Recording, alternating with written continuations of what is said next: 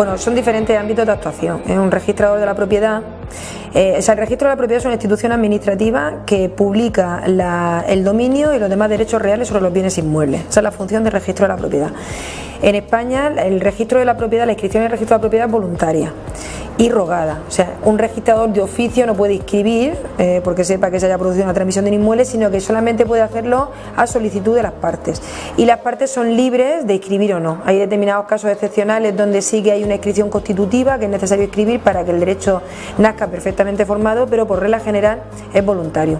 De tal manera que aquí en España pues se puede transmitir el dominio y se puede acreditar la propiedad sin necesidad de inscribir en el registro de la propiedad.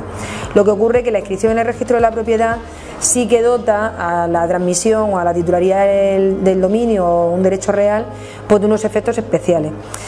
La ley hipotecaria establece que todo lo que aparezca publicado en el registro de la propiedad, el dominio y demás derechos reales, se presumen que existen y que pertenecen a la persona en favor de la cual aparecen inscritos en la forma determinada en el registro de la propiedad. Entonces, como le da esa presunción de veracidad frente a terceros, es necesario que el registrador de la propiedad controle que la legalidad formal de los documentos que llegan al registro.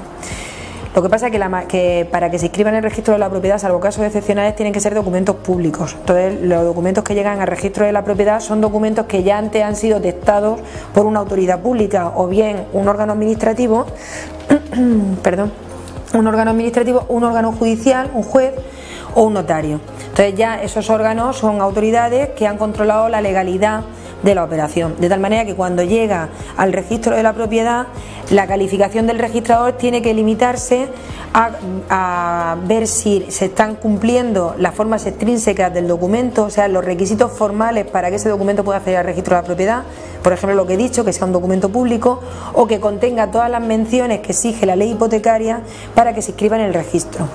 Por otra parte, tiene que comprobar la legitimación de las personas que lo firman, o sea, que las personas que aparecen como otorgantes en el documento sean los que, según el registro de la propiedad, tienen capacidad para otorgar el documento de que se trate. Por ejemplo, en una venta, si pretende acceder al registro de la propiedad, es necesario que la persona que aparece como vendedor es la que aparezca como propietario en el registro de la propiedad, que se cumpla el principio de tracto sucesivo.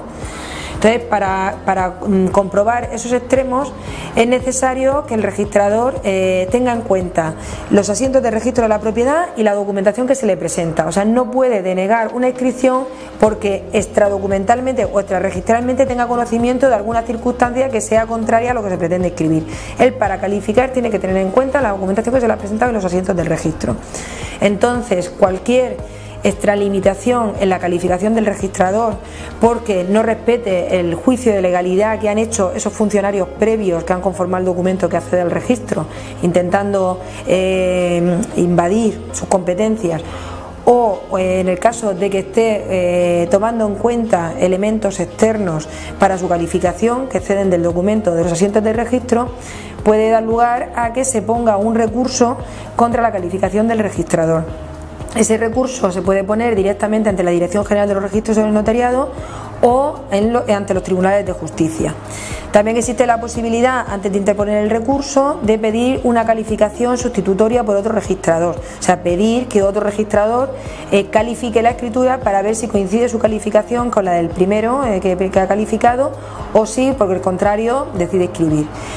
Y por otra parte hay que tener en cuenta que la calificación tiene que emitirse en el plazo máximo de 15 días desde la presentación del documento, de tal manera que si se produce una calificación extemporánea, el particular tiene derecho a pedir que se reduzca un 30% los honorarios de registro de la propiedad.